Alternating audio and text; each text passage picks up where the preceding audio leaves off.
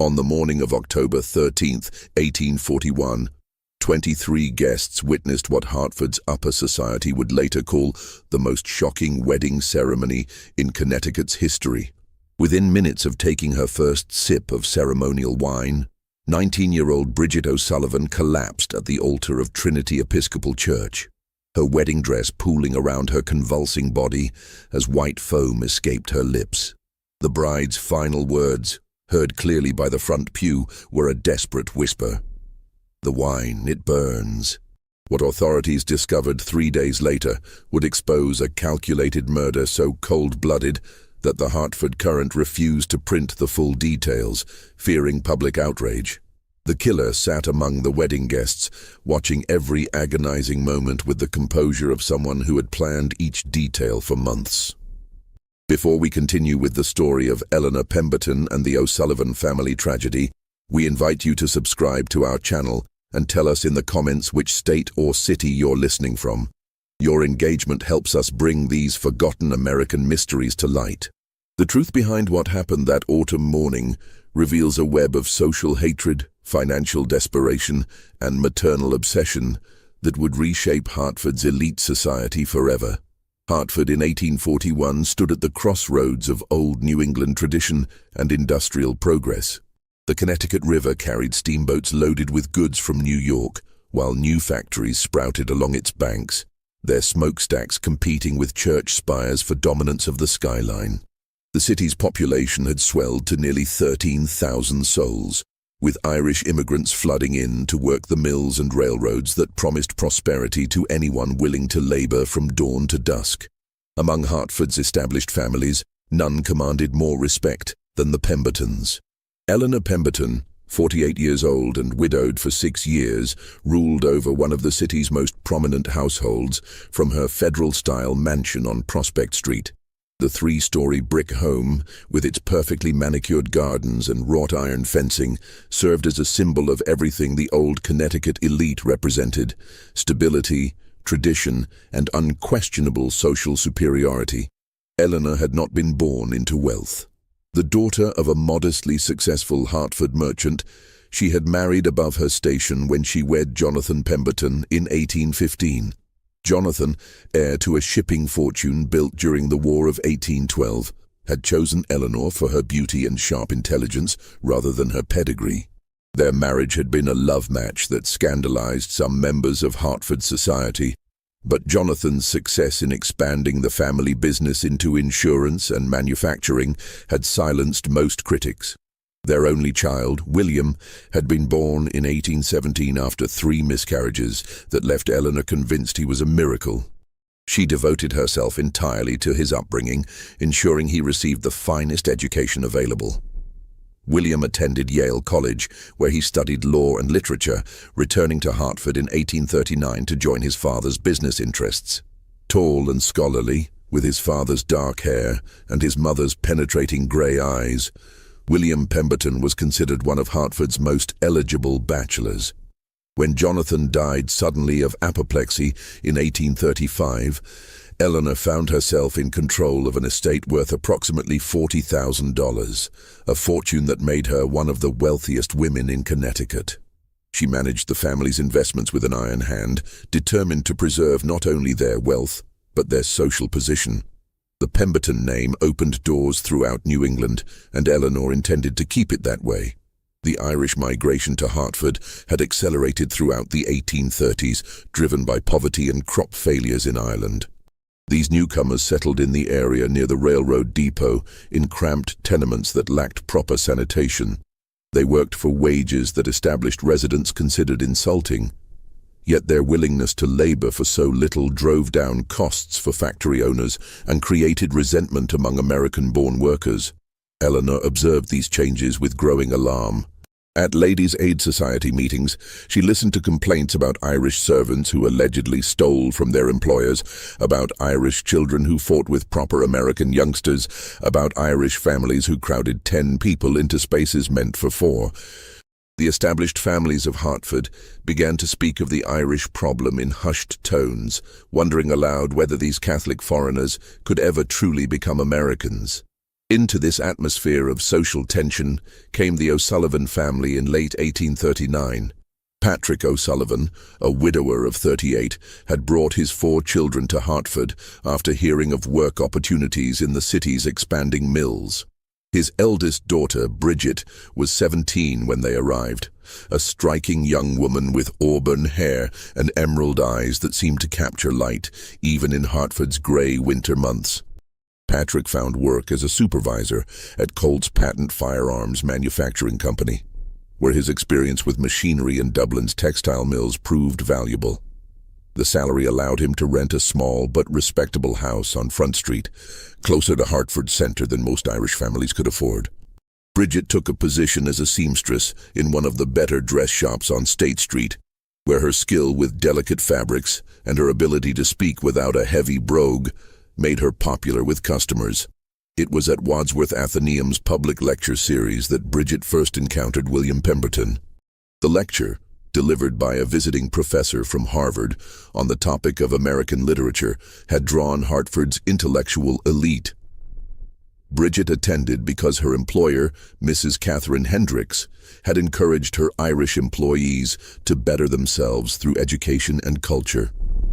William noticed her immediately.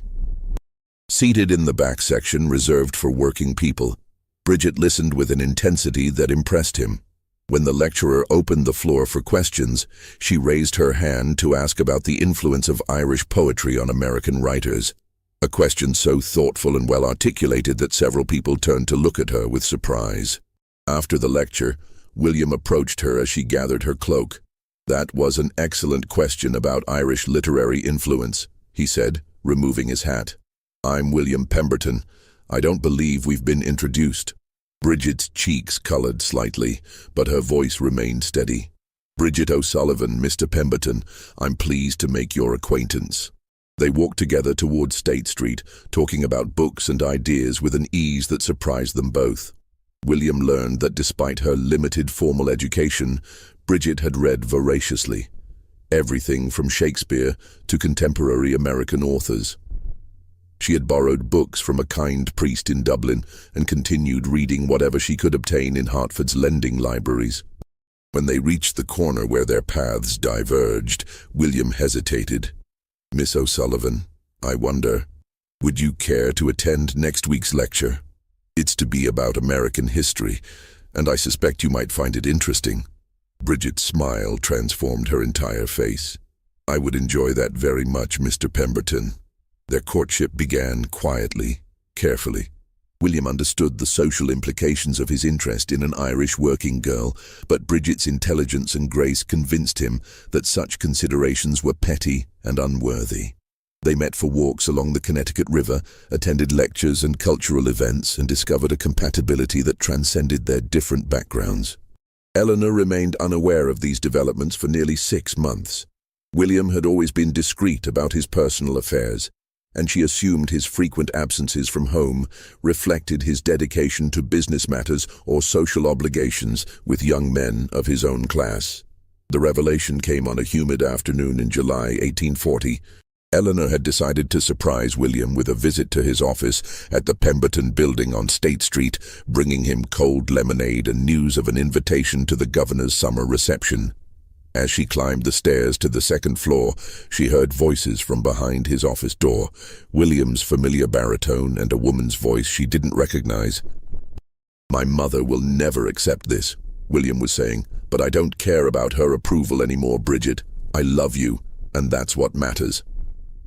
Eleanor froze on the landing, her hand gripping the lemonade pitcher so tightly her knuckles went white. "Your family's position in society," the woman replied, her voice carrying a slight Irish accent that made Eleanor's blood run cold. "I don't want to be the cause of trouble between you and your mother, William. She sacrificed so much for you." "You don't understand," William said firmly. "She's controlled every aspect of my life since Father died, whom I should marry, where I should live, how I should spend my time. I'm 23 years old, and I've never made a single important decision without her approval. That ends now." Eleanor pressed herself against the wall, her heart pounding so hard she feared they might hear it through the door. "When will you tell her about us?" the woman asked. Soon, very soon. I want you to meet her properly as my intended bride. She'll see what I see in you, your intelligence, your kindness, your strength. She'll have to accept that I've chosen the woman I want to spend my life with. The sound of a chair scraping across the floor sent Eleanor fleeing down the stairs, abandoning the lemonade on the landing. She reached her carriage in a state of near panic, ordering her driver to take her home immediately. During the brief ride to Prospect Street, her shock gave way to a rage so pure and consuming that she felt physically ill. An Irish girl, her William, heir to the Pemberton fortune and name, was planning to marry an Irish immigrant.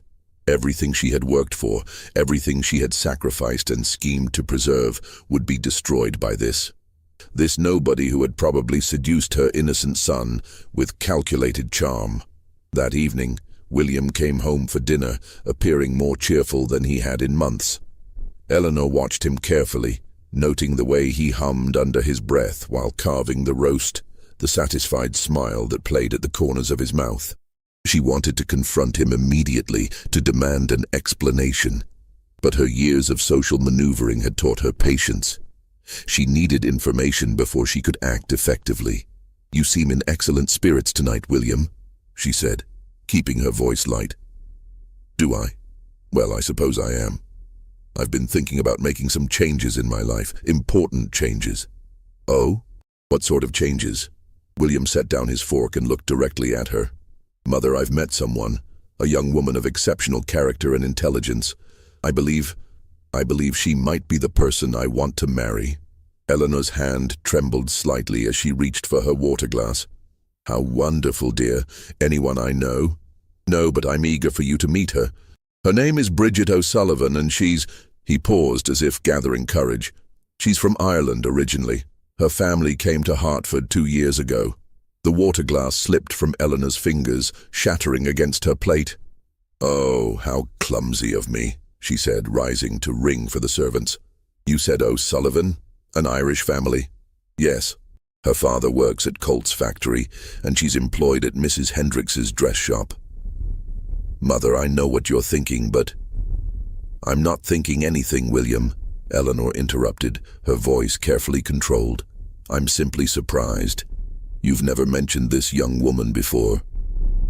"I wanted to be certain of my feelings before discussing her with you, but I am certain now. I love her, Mother, and I intend to ask for her hand in marriage." Eleanor spent the remainder of the evening in her private sitting room, pacing the Persian carpet until she wore a visible path in the pattern. William's words echoed in her mind. He loved this Irish girl, intended to marry her. The implications struck her like physical blows. Marriage to an Irish immigrant would destroy William's social standing. The best families in Hartford would close their doors to him. His children would carry the stigma of their mixed heritage, neither fully accepted by the established elite nor welcomed by the Irish community that would see them as traitors to their origins. More immediately threatening was the financial risk. If William married this girl, Eleanor would lose all influence over family affairs. As his wife, the Irish woman would have legal rights to the Pemberton fortune. She might convince William to support her extended family, to make donations to Catholic causes, to invest in schemes that benefited immigrants at the expense of established American interests. Eleanor had not clawed her way from merchant-class origins to the pinnacle of Hartford society only to watch an Irish peasant destroy everything she had built. She would not allow her family's wealth to be squandered on Catholic churches and Irish relatives. She would not see the Pemberton name dragged through the mud by association with foreign poverty and superstition. Over the following weeks, Eleanor conducted a careful investigation of the O'Sullivan family. She learned that Patrick O'Sullivan was considered a reliable worker, but had been involved in labor discussions that some viewed as potentially subversive. Bridget was well regarded by her employer and customers, but several society matrons whispered about the impropriety of an Irish girl putting on airs above her station. Eleanor also discovered that the O'Sullivans attended Mass at Holy Trinity Church, the Catholic institution that many Protestant Hartford residents viewed with suspicion and distrust. The thought of her grandchildren being raised as Catholics, owing allegiance to a foreign pope, filled her with horror. As summer turned to autumn, William's relationship with Bridget deepened. He brought her to a few public events, introducing her to his friends with obvious pride and affection. Eleanor watched from a distance as Hartford society reacted with polite surprise that quickly gave way to whispered speculation. The breaking point came in early September when William announced his intention to formally propose. "I've spoken with Mr. O'Sullivan," he told his mother over breakfast. "He's given his permission for me to ask for Bridget's hand. I plan to propose this evening." Eleanor set down her coffee cup with deliberate care. "William, I must ask you to reconsider this decision." "Mother, please, let me finish. I've said nothing about this association because I hoped it would run its natural course.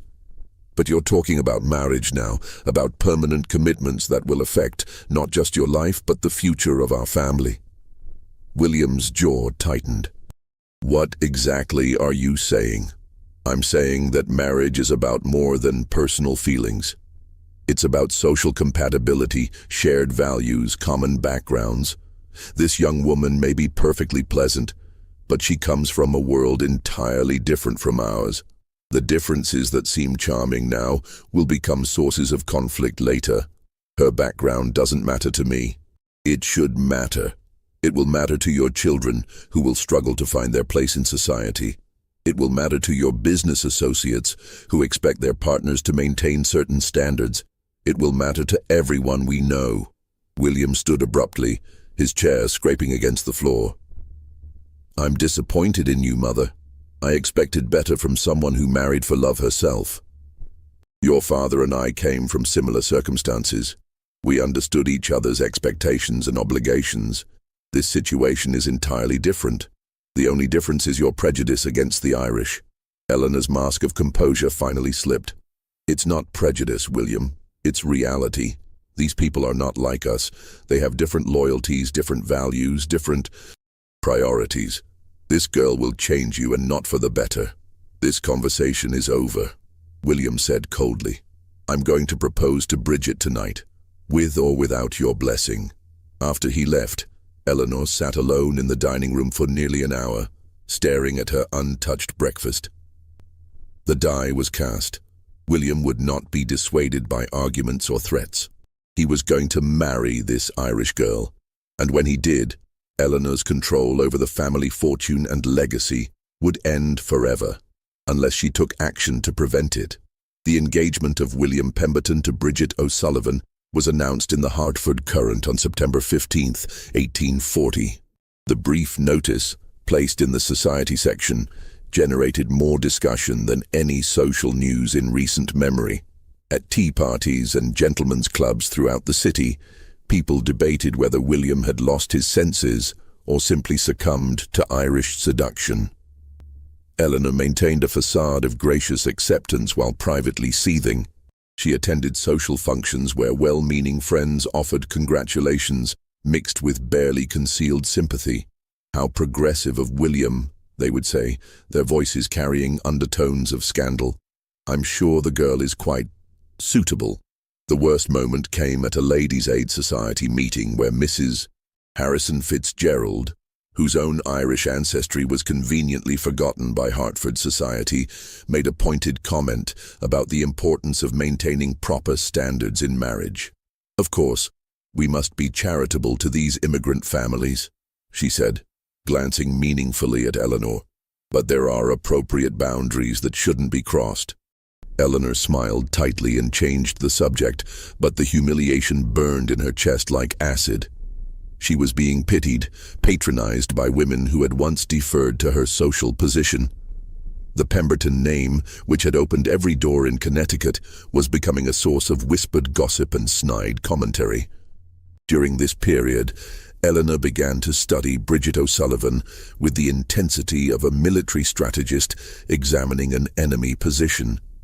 She attended public events where the couple appeared, watching how Bridget moved, spoke, and interacted with Hartford's elite.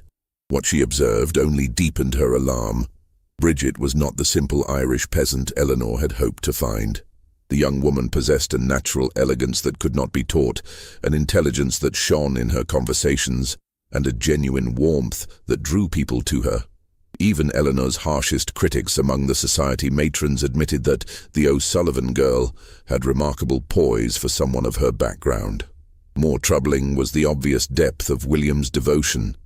He looked at Bridget with an adoration Eleanor had never seen from him before. When they walked together, he unconsciously matched his longer stride to hers. When she spoke, he listened with complete attention. When others made subtle social slights, he defended her with a fierce protectiveness that reminded Eleanor uncomfortably of how Jonathan had once defended her against similar treatment. The wedding was scheduled for October 13th. William had wanted a small ceremony, but Bridget insisted on inviting both families and their closest friends. "I want everyone we care about to witness our vows," she told him. "I don't want anyone to think we're ashamed of our marriage or trying to hide it." Eleanor realized that a public wedding would make her humiliation complete. Every prominent family in Hartford would attend, if only to satisfy their curiosity about the Irish bride. The ceremony would be discussed and dissected for months, cementing the Pemberton Names Association with social degradation. As September passed into October, Eleanor's desperation grew. She considered various strategies for disrupting the wedding plans. She could claim sudden illness, requiring William to postpone the ceremony to care for her. She could attempt to bribe Patrick O'Sullivan to withdraw his consent. She could even threaten to disinherit William entirely. But each option carried unacceptable risks. William might proceed with the wedding regardless of her illness or threats. Bribing the father could backfire spectacularly if he revealed her attempt to the wider community. And disinheriting William would mean losing control over him permanently, while ensuring that her fortune eventually passed to strangers. The solution came to Eleanor during a sleepless night in early October. She was reviewing her late husband's papers, searching for some legal mechanism that might give her continued control over the family assets, when she discovered Jonathan's correspondence with a business associate in New York who dealt in rare chemicals for industrial purposes. Among the letters was a detailed discussion of various compounds used in manufacturing processes, including their effects on human health when handled improperly. One letter specifically mentioned arsenic oxide, commonly used in textile production and available through legitimate commercial channels. Jonathan had been investigating its use in a proposed fabric treatment process, but had ultimately decided against the investment due to safety concerns. The letter included precise information about the compound's properties. Its appearance, white crystalline powder that dissolved easily in liquids. Its taste, virtually undetectable when mixed with strong flavors, and its effects, rapid onset of symptoms that mimicked various common ailments. Most importantly, the correspondent noted that arsenic oxide was difficult to detect without sophisticated chemical analysis, procedures that were rarely performed in cases of sudden illness. Eleanor read the letter 3 times, her heart racing as the implications became clear. Here was a means of preventing William's marriage that would appear entirely natural, tragic, but unavoidable. A sudden illness striking the bride during the wedding ceremony would be shocking but not unprecedented. Young women sometimes succumbed to the excitement and stress of their wedding day, especially those from lower social classes who might be overwhelmed by the grandeur of the occasion. The plan crystallized with shocking clarity. Eleanor would need to obtain arsenic oxide through her late husband's business contacts, claiming she was continuing his investigation into industrial applications.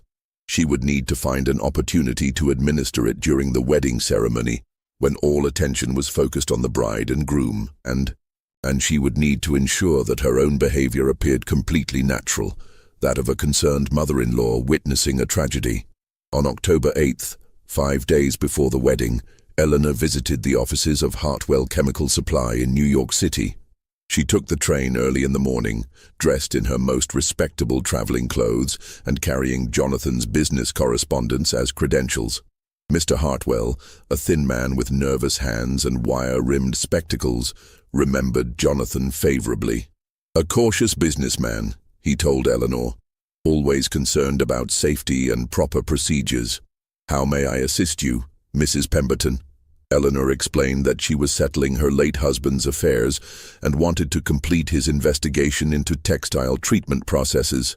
She produced Jonathan's letters and spoke knowledgeably about the proposed applications, having spent days studying the technical details. "Arsenic oxide, yes," Hartwell said, consulting his records. "Your husband was interested in its use for fabric preservation. Are you planning to proceed with the investment?" "I'm still evaluating the commercial potential," Eleanor replied smoothly. "But I'd like to conduct some preliminary tests to better understand the compound's properties." "Could you provide a small sample for experimental purposes?" Hartwell nodded and disappeared into his storeroom, returning with a glass vial containing perhaps 2 ounces of white powder. "This should be sufficient for your testing purposes. Please observe all safety precautions. The compound is highly toxic if ingested or inhaled." Eleanor paid in cash and carefully placed the vial in her reticule. During the train ride back to Hartford, she held her purse close to her body, acutely aware of its deadly contents. She felt no guilt, only a grim satisfaction that she had taken decisive action to protect her family's future. The remaining days passed in a blur of wedding preparations. Bridget had engaged Eleanor's help in planning the reception, a gesture of goodwill that Eleanor found simultaneously touching and infuriating. The young woman clearly hoped to win her future mother-in-law's approval through inclusive gestures and respectful attention. "I want you to feel that this is your celebration too, Mrs. Pemberton," Bridget said, as they reviewed the menu for the wedding breakfast. "William speaks of you with such love and respect. I hope that someday you might feel the same affection for me." Eleanor managed to smile and nod appropriately, all while calculating exactly how much arsenic oxide would be required to ensure a swift but apparently natural death. Too little might cause illness without achieving her goal. Too much might create obvious symptoms that would raise suspicions. Based on Jonathan's correspondence and her own research in medical texts borrowed from Hartford's library, Eleanor determined that approximately 1/2 teaspoon of the powder, dissolved in wine, would be sufficient. The symptoms would begin within minutes and progress rapidly, mimicking the effects of extreme excitement or heart failure. On the morning of October 13th, Eleanor awoke before dawn with a clarity of purpose she had not felt in months. Every detail of the plan had been rehearsed in her mind dozens of times. She knew exactly when and how she would act, and the knowledge filled her with grim determination. The wedding ceremony was scheduled for 11 o'clock at Trinity Episcopal Church, followed by a reception at the Pemberton Mansion. Eleanor had volunteered to oversee the refreshment preparations, a responsibility that would give her complete access to the ceremonial wine that would be served to the bride and groom during the blessing. She dressed carefully in her finest dark blue silk gown, adding the pearl necklace Jonathan had given her on their own wedding day. Her reflection in the bedroom mirror showed a woman of dignified composure, every inch the respected Hartford matron attending her son's wedding. No one looking at her would suspect the deadly purpose that drove every measured movement. The arsenic oxide was hidden in a small silk sachet sewn into the inner pocket of her dress. The powder had been carefully measured and prepared the night before, ready to be dissolved in wine at the crucial moment. Eleanor had practiced the motion dozens of times, ensuring she could empty the sachet's contents quickly and naturally while appearing to adjust the wine service. At 9 o'clock, Eleanor arrived at Trinity Church to supervise the final preparations. The Gothic Revival building, with its soaring spire and stained glass windows, had been decorated with autumn flowers and ribbons in shades of gold and burgundy. Bridget's limited budget had not allowed for elaborate decorations, but the simple arrangements possessed an understated elegance that even Eleanor grudgingly admired. Father Matthews, the elderly Episcopal priest who would officiate, greeted Eleanor with respectful warmth. "Mrs. Pemberton, how lovely to see you. I understand you've been instrumental in organizing today's celebration." "It's my pleasure, Father," Eleanor replied smoothly. "This is such a joyous occasion for our family." She moved efficiently through the church, checking flower arrangements and supervising the placement of chairs for the reception. Her true focus, however, was on the communion table where the ceremonial wine would be placed. The heavy silver chalice, a wedding gift from Eleanor to the couple, sat ready for the blessing that would follow the exchange of vows. The wine itself was stored in the church vestry, along with the other refreshments that would be served after the ceremony. Eleanor had specifically requested that a bottle of their finest French vintage be opened for the occasion, explaining to Father Matthews that she wanted William and Bridget to begin their marriage with the best of everything. At 10:30, the first guests began arriving. Eleanor positioned herself near the church entrance, greeting each arrival with perfect social grace. She watched Patrick O'Sullivan escort his 3 younger children to their seats, noting how the man had clearly spent considerable money on new clothes for the occasion. His obvious pride in his daughter's marriage to a Pemberton stirred Eleanor's anger afresh. Members of Hartford's elite arrived in elegant carriages, their expressions carefully neutral as they took in the mix of social classes represented among the guests. Eleanor observed their subtle reactions, the way they nodded politely to the Irish families while maintaining careful distance. The social dynamics she had predicted were already playing out exactly as expected. William arrived at 10:45, accompanied by his friend Charles Whitman, who was serving as best man. Eleanor felt a pang of genuine love as she watched her son adjust his cravat nervously and speak in low tones with Father Matthews about the ceremony's progression. He looked handsome and happy, blissfully unaware that his mother was about to save him from the greatest mistake of his life. At precisely 11 o'clock, the church bells began to toll, and Bridget appeared at the rear of the nave. Eleanor's breath caught in her throat despite herself.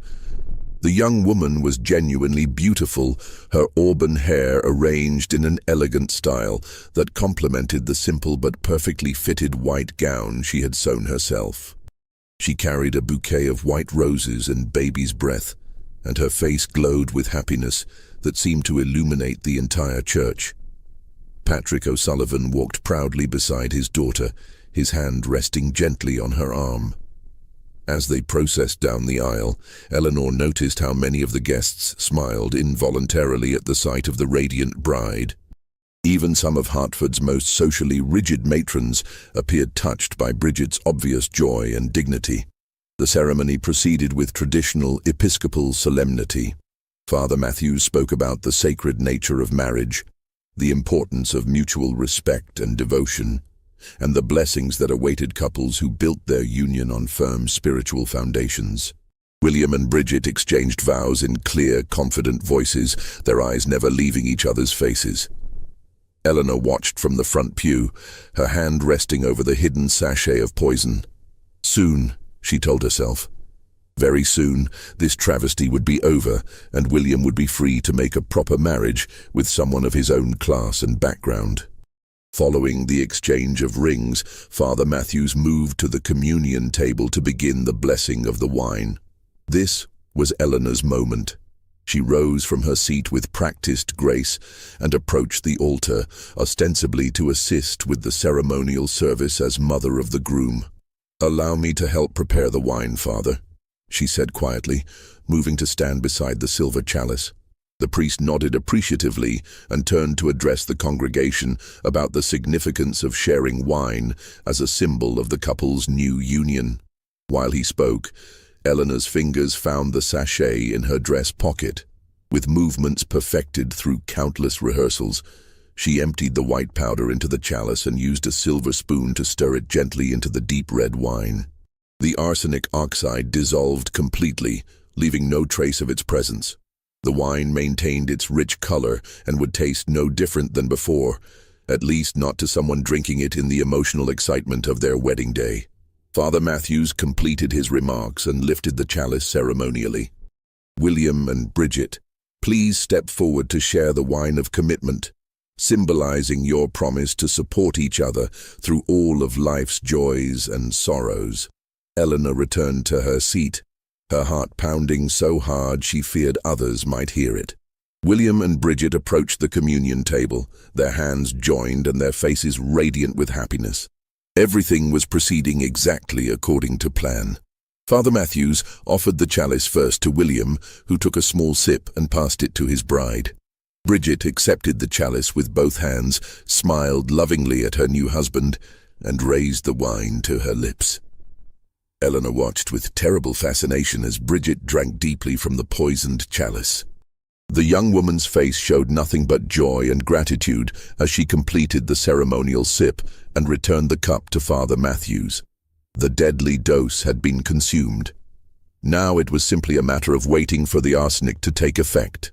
The wedding party processed from the altar amid the warm applause of the assembled guests. Eleanor joined the receiving line at the church entrance, accepting congratulations and compliments about the beautiful ceremony with mechanical pleasantness. Her entire attention was focused on Bridget, watching for the first signs that the poison was beginning to work. According to Eleanor's research, arsenic oxide typically began affecting its victims within 15 to 30 minutes of consumption.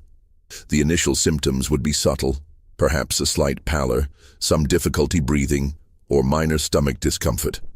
These early signs would be easily attributed to wedding day excitement and nerves. As the minutes passed, Eleanor began to feel a growing anxiety. Bridget appeared completely normal, chatting vivaciously with well-wishers and laughing at her new husband's jokes. Her cheeks remained pink with happiness, her breathing was regular, and she showed no signs of distress whatsoever. 25 minutes after consuming the poisoned wine, Bridget was still greeting guests with undiminished energy. Eleanor felt the first stirrings of genuine panic. Had she miscalculated the dosage? Was the compound she had obtained somehow defective? Or was this Irish girl possessed of an unusually strong constitution that could resist the poison's effects? The wedding party began moving toward the Pemberton mansion for the reception breakfast. Eleanor walked alongside Father Matthews, making polite conversation while internally screaming with frustration. Her carefully planned murder was failing, and she had no backup strategy for dealing with this catastrophic development. At the mansion, the guests gathered in the main drawing room and adjoining dining room, which had been decorated with more autumn flowers and set with Eleanor's finest china and crystal. A lavish breakfast spread awaited the party: fresh oysters from Long Island Sound, roasted fowl, delicate pastries, and several bottles of champagne for toasting the new couple. Eleanor moved through her duties as hostess with increasing desperation. 45 minutes had passed since Bridget consumed the arsenic, yet the young woman continued to appear perfectly healthy. She had removed her gloves and was accepting congratulations from Hartford's social elite with remarkable poise, showing no trace of the symptoms Eleanor had expected to see by now. "Mrs. Pemberton," said Mrs. Harrison Fitzgerald, approaching with a glass of champagne in hand, "you must be so proud. The ceremony was lovely, and your new daughter-in-law is absolutely charming, much more refined than one would expect from her background." Eleanor forced a smile. "Yes, Bridget is a lovely girl. We're very pleased with William's choice." The words tasted like ashes in her mouth. If the poison didn't work, she would be forced to accept this Irish peasant as her daughter-in-law permanently. The O'Sullivan family would become part of the Pemberton legacy, their Catholic traditions and immigrant connections forever linked to Eleanor's carefully cultivated reputation. Just when we thought we'd seen it all, the horror in Hartford intensifies. If this story is giving you chills, share this video with a friend who loves dark mysteries. Hit that like button to support our content, and don't forget to subscribe to never miss stories like this. Let's discover together what happens next. As the breakfast progressed, Eleanor found herself studying Bridget with obsessive intensity. The young woman moved from group to group with William, accepting good wishes and engaging in animated conversations about their wedding trip to New York City. Her appetite appeared normal. She ate delicate portions of the food with obvious enjoyment and drank 2 glasses of champagne without any apparent ill effects. 1 hour after the poisoning, Bridget showed no symptoms whatsoever. Eleanor excused herself from the reception and retreated to her private study, closing the door behind her with barely controlled violence. She had risked everything on this plan, and it was failing spectacularly. The arsenic oxide had either been ineffective or insufficient to accomplish its purpose. But as Eleanor paced the length of her study, trying to formulate an alternative strategy, she heard commotion from the drawing room. Voices were raised in concern, and someone was calling for Dr. Harrison to be summoned immediately. Eleanor's heart leaped with renewed hope. Perhaps the poison was simply slower to take effect than her research had indicated. She composed her features into an expression of maternal concern and hurried back to the reception. What she found exceeded her most optimistic expectations. Bridget was seated in Eleanor's best wingback chair, her face pale and drawn. She was breathing rapidly and had one hand pressed to her stomach, while William knelt beside her chair looking frantic with worry. "I don't understand what's happening," Bridget was saying in a weak voice. "I felt perfectly fine just a moment ago, and then suddenly—" "What are her symptoms?" asked Dr. Harrison, who had been among the wedding guests and had responded immediately to the summons. "Stomach pain, nausea, and difficulty breathing," William replied, his voice tight with anxiety. "She says she feels like her throat is burning." Dr. Harrison, a distinguished man in his 60s who had served Hartford's elite families for decades, immediately began examining Bridget. He checked her pulse, looked into her eyes, and asked detailed questions about when the symptoms had begun and how they were progressing. Eleanor moved closer, feigning maternal concern while internally celebrating the poison's delayed but apparently effective action. "Dr. Harrison, is there anything we can do? Should we move her upstairs where she might be more comfortable?" "No, don't move her yet," the doctor replied grimly. "Mrs. Pemberton, I need you to send someone immediately to my office for my medical bag, and have your cook prepare a strong mixture of salt water, as much as the patient can drink." As Eleanor dispatched servants on these errands, she noticed that Bridget's condition was deteriorating rapidly. The young woman's breathing had become labored, and beads of perspiration dotted her forehead, despite the cool October air. Her hands trembled as she gripped the arms of the chair, and when she tried to speak, her voice came out as barely more than a whisper. "The wine," Bridget managed to say, looking directly at Eleanor with eyes that seemed unnaturally bright. "The wine at the church. It tasted strange." Eleanor's blood turned to ice. Had Bridget somehow detected the poison's presence? Or was this simply the confused rambling of someone whose mind was being affected by arsenic toxicity? "What do you mean, dear?" Eleanor asked, keeping her voice steady. "The wine was from our finest vintage. Perhaps you're simply overwhelmed by all the excitement of the day." But Dr. Harrison had gone very still at Bridget's words. He looked up sharply, his experienced eyes moving from the bride to Eleanor and back again. "Mrs. Pemberton," he said carefully, "exactly what wine was served during the ceremony?" "French vintage from our private cellar," Eleanor replied. "The same wine we've served at family celebrations for years. Surely you don't think—" "I think," Dr. Harrison interrupted, "that we may be dealing with something more serious than wedding day nerves." He turned to William, who was holding Bridget's hand and murmuring reassurances. "Mr. Pemberton, I need you to send someone to Trinity Church immediately. Have them bring back the chalice that was used for the wine blessing and any remaining wine from the bottle that was opened for the ceremony." Eleanor felt panic rising in her chest. If Dr. Harrison examined the chalice and discovered traces of arsenic, her carefully constructed plan would unravel completely. She needed to prevent that examination at all costs. "Doctor, surely you're being overly cautious," she said. "The poor child is simply overwhelmed. Perhaps if we moved her to a quiet room." "Mrs. Pemberton," Dr. Harrison said with quiet authority, "I've been practicing medicine for 37 years. I've seen wedding day nerves, and I've seen food poisoning, and I've seen the effects of various toxic substances. This young woman's symptoms are consistent with arsenical poisoning." The words fell into the drawing room like stones into still water, creating ripples of shock and disbelief among the assembled guests.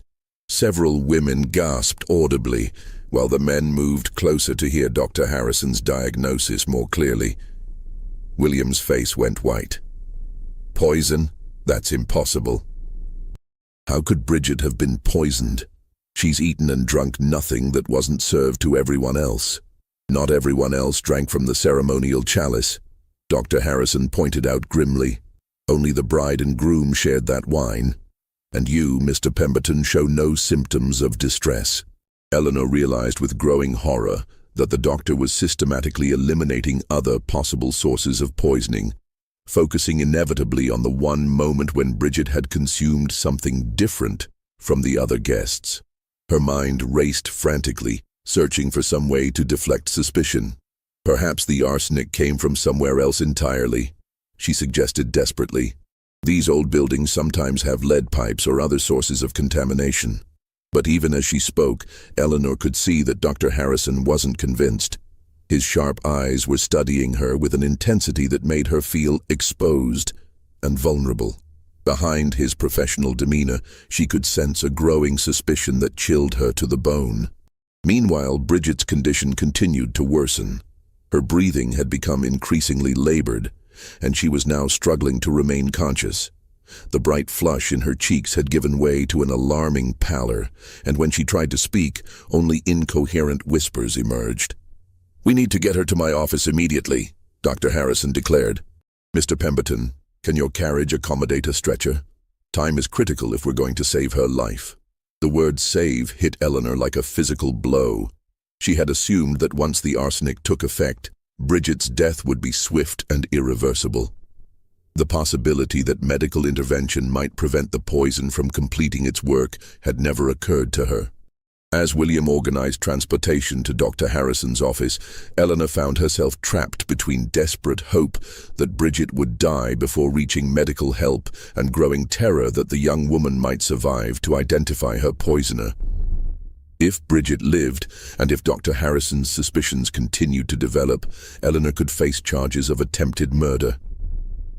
The thought of standing trial before Hartford's legal establishment, of having her reputation destroyed and her freedom taken away, filled Eleanor with a panic more intense than anything she had ever experienced. Everything she had worked for, everything she had sacrificed to achieve, would be lost forever. The journey to Dr. Harrison's office took place in grim silence, with Bridget's condition deteriorating further during the short carriage ride. By the time they arrived at the doctor's practice on Main Street, she was barely conscious, and her breathing had become so shallow that William feared she might die before receiving treatment. Dr. Harrison's office occupied the ground floor of a substantial brick building, with examination rooms, a small surgery, and a dispensary where he prepared medications for his patients. Eleanor had visited the office several times over the years for routine ailments, but she had never seen it transformed into the scene of desperate medical intervention that greeted them now. The doctor immediately began administering treatments designed to counteract arsenic poisoning. He forced salt water down Bridget's throat to induce vomiting, hoping to eliminate any poison that remained in her stomach. When that proved insufficient, he prepared a mixture of milk and egg whites, explaining to William that these substances might help absorb toxins in the digestive system. Eleanor watched these proceedings with mounting anxiety. Each treatment that Dr. Harrison administered increased the possibility that Bridget might survive, and survival would mean exposure for Eleanor. She found herself in the horrifying position of hoping for a young woman's death while maintaining the appearance of a concerned mother-in-law. "Mr. Pemberton," Dr. Harrison said during a brief pause in his treatments, "I sent my assistant to Trinity Church to retrieve the ceremonial chalice. He should return shortly with evidence that will help us understand exactly how your wife was poisoned." Eleanor's hands clenched involuntarily at her sides. The chalice would contain residual traces of arsenic that would confirm Dr. Harrison's diagnosis beyond any doubt. Once he had physical proof of poisoning, his investigation would naturally focus on who had access to the wine and opportunity to administer the toxin. The assistant arrived 20 minutes later, carrying the silver chalice wrapped in a clean cloth, along with the bottle that had contained the ceremonial wine. Dr. Harrison examined both items carefully, using chemical tests that Eleanor had not known existed. "As I suspected," he announced grimly. "There are clear traces of arsenic compounds in this chalice, and the remaining wine shows similar contamination. This was not accidental poisoning. Someone deliberately added a substantial quantity of arsenic to the wine that was served to the bride." William stared at the doctor in shock. You're saying someone tried to murder my wife, but who would do such a thing? Bridget has no enemies in Hartford. Dr. Harrison's eyes moved slowly around the room, taking in the faces of everyone present. When his gaze settled on Eleanor, she felt as though he could see directly into her guilty soul. The question, Dr. Harrison said carefully, is who had access to the ceremonial wine between the time it was prepared and the time it was consumed. Eleanor forced herself to speak calmly. Surely any number of people could have tampered with the wine. Church staff, members of the wedding party, even random individuals who might have entered the building. Perhaps, Dr. Harrison replied. But arsenic oxide is not a common substance. Obtaining it would require specialized knowledge and connections to chemical suppliers. This was not a crime of opportunity. It required careful planning and deliberate preparation. The net was closing around Eleanor with terrifying speed. Dr. Harrison's methodical approach to the investigation was systematically eliminating alternative explanations and focusing attention on those who possessed both motive and means for the crime. At that moment, Bridget stirred on the examination table where she had been lying unconscious for nearly an hour. Her eyes fluttered open, and she looked around the room with obvious confusion and distress. "William," she whispered weakly. "What happened? Where am I?" "You're in Dr. Harrison's office," William replied, taking her hand gently. "You've been very ill, but you're going to be all right now." Bridget's gaze moved around the room until it settled on Eleanor. For a long moment, the two women looked directly at each other, and Eleanor saw something in the young woman's eyes that made her blood run cold. "I remember now," Bridget said softly. "The wine. There was something wrong with the wine." Dr. Harrison leaned forward intently. "What do you remember about the wine, Mrs. Pemberton?" "It had a strange taste, not bitter exactly, but different. And I remember seeing—" Bridget paused, her brow furrowing with the effort of recollection. "I remember seeing someone near the chalice during Father Matthews's blessing. Someone who shouldn't have been there." Eleanor felt the walls of the room closing in around her. Bridget's memory was returning, and with it would come the identification that would destroy Eleanor's life forever. "Who did you see, dear?" Dr. Harrison asked gently. Bridget's eyes moved to Eleanor again, and this time there was no confusion in her gaze. "Mrs. Pemberton, I saw her stirring something into the wine while Father Matthews was speaking to the congregation." The accusation fell into the room like an explosion. William stared at his mother in shock and disbelief, while Dr. Harrison nodded grimly as if his suspicions had been confirmed. "Mother," William said in a voice barely above a whisper, "tell me this isn't true. Tell me you didn't try to murder my wife." Eleanor felt the last vestiges of her carefully constructed facade crumbling away. The game was over, the truth was out, and there was no longer any point in pretending innocence. She would have destroyed everything, Eleanor said quietly, her voice carrying a strange sense of relief at finally speaking the truth. "Your social position, the family reputation, our financial security, everything we've worked for would have been lost to an Irish immigrant who seduced you with her foreign charm." William stepped back from his mother as if she had struck him. "You tried to kill the woman I love because of her ancestry. I tried to save you from making the greatest mistake of your life," Eleanor replied with growing defiance. "That girl will drag the Pemberton name through the mud of Irish politics and Catholic superstition. Your children would have been outcasts, neither accepted by proper society nor welcomed by the immigrant community that would see them as traitors. Those children would have been your grandchildren," William said, his voice breaking with emotion. "They would have been half-Irish mongrels with divided loyalties and no place in respectable society." Eleanor snapped. "I would rather see the Pemberton line end entirely than watch it be polluted by foreign blood and alien traditions." Dr. Harrison had been listening to this exchange with professional detachment, but now he stepped forward with quiet authority. "Mrs. Pemberton, I'm afraid I have no choice but to notify the Hartford Constabulary about what has transpired here. You have confessed to attempted murder in the presence of multiple witnesses." Eleanor laughed bitterly. Do you think the authorities will prosecute a respected Hartford matron for trying to protect her family from immigrant corruption? Half the men on the city council share my concerns about the Irish problem. Perhaps, Dr. Harrison replied. But they also understand that poisoning is a serious crime, regardless of the perpetrator's social position. The law applies to everyone, Mrs. Pemberton, even wealthy widows who believe their prejudices justify attempted murder. The trial of Eleanor Pemberton began on November 20th, 1841, in Hartford Superior Court. The case attracted unprecedented attention throughout Connecticut and beyond, with newspapers from Boston to New York following every detail of the proceedings.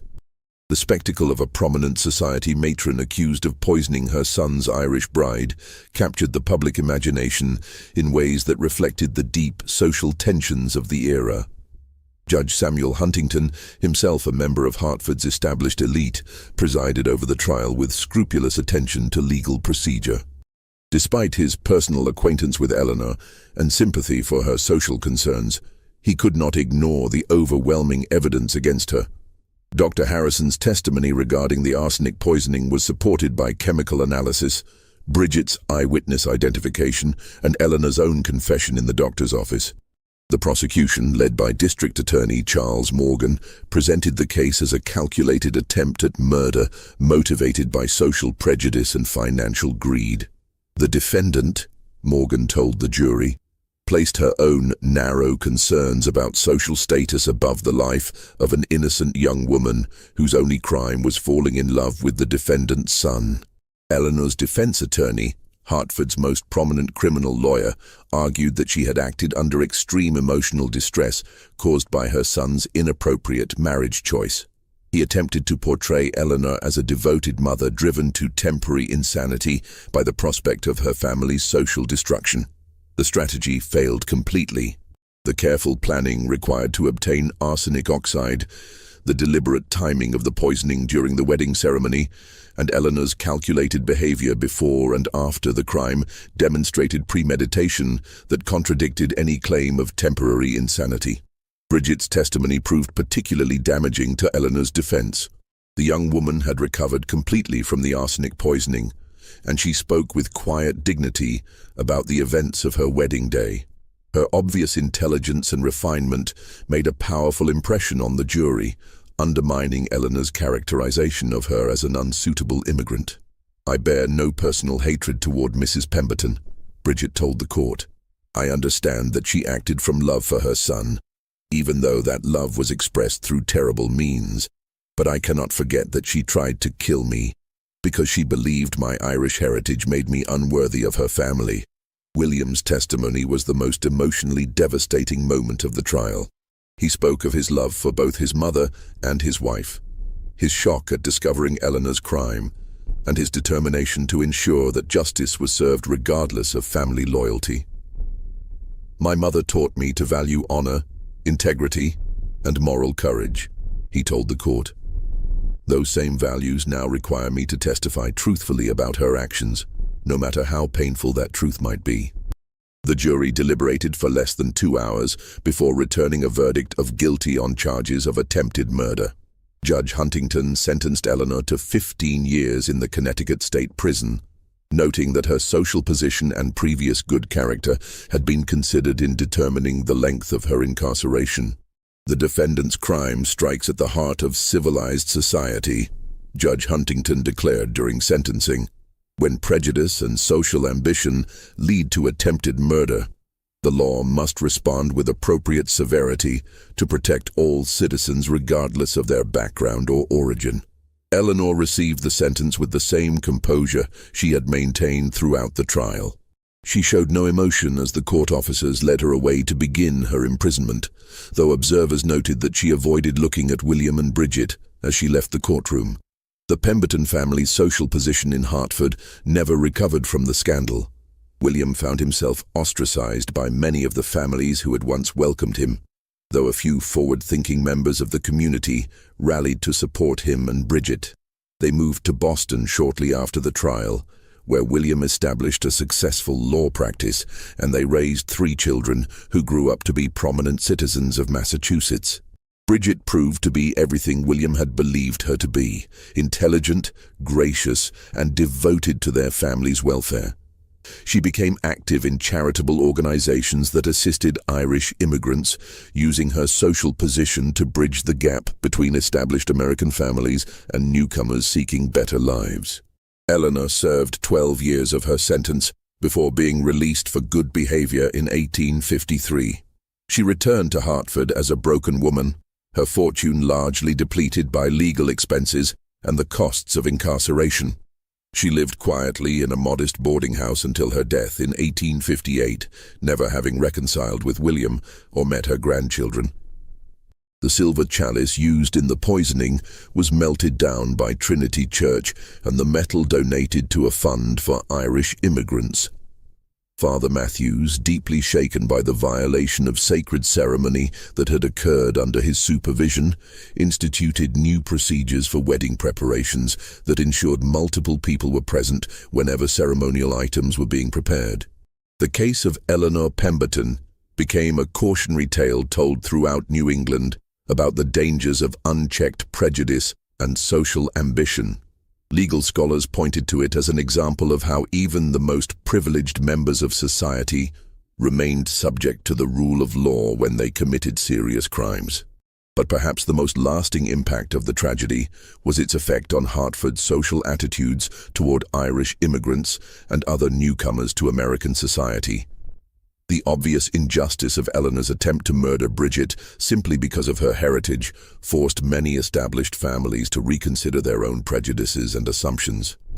Dr. Harrison, whose quick thinking and medical expertise had saved Bridget's life, became a vocal advocate for treating all patients with equal care, regardless of their social background. His testimony during the trial had demonstrated the importance of applying scientific methods to criminal investigations, helping to establish forensic medicine as an essential tool for law enforcement. The poisoned chalice case, as newspapers dubbed it, remained a topic of discussion in Hartford for decades after the trial concluded. Parents used Eleanor's story to warn their children about the corrupting effects of hatred and prejudice, while legal professionals studied the case as an example of how social tensions could lead to violent crime. In 1865, 24 years after the poisoning, William Pemberton returned to Hartford for the first time since the trial. He was accompanied by Bridget and their 3 children, coming to visit his father's grave and to show his family the city where he had grown up. Old residents who remembered the scandal were struck by the obvious happiness and success of the couple whose marriage had nearly ended in murder. Bridget, now a matron of 43 with gray threading through her auburn hair, stood beside her husband at Jonathan Pemberton's gravestone. She had never spoken publicly about forgiving Eleanor, but those who watched her pray silently at the cemetery understood that she had found peace with the traumatic events of her wedding day. The Hartford Courant, which had covered the original trial extensively, published a brief notice of the family's visit. The final paragraph of that article captured the ultimate irony of Eleanor's crime.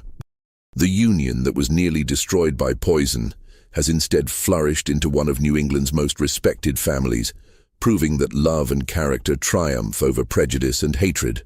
This mystery shows us how fear and prejudice can drive even respectable people to commit unthinkable acts, and how the courage to stand up for justice can overcome even the deepest social divisions. What do you think of this story? Do you believe that social tensions could still drive someone to such desperate measures today? Leave your comment below and share your thoughts about Eleanor's motivations and ultimate fate. If you enjoyed this tale and want more historical mysteries like this, subscribe, hit the notification bell, and share with someone who loves dark stories from America's past. See you in the next video, where we'll explore another forgotten chapter of our nation's hidden history.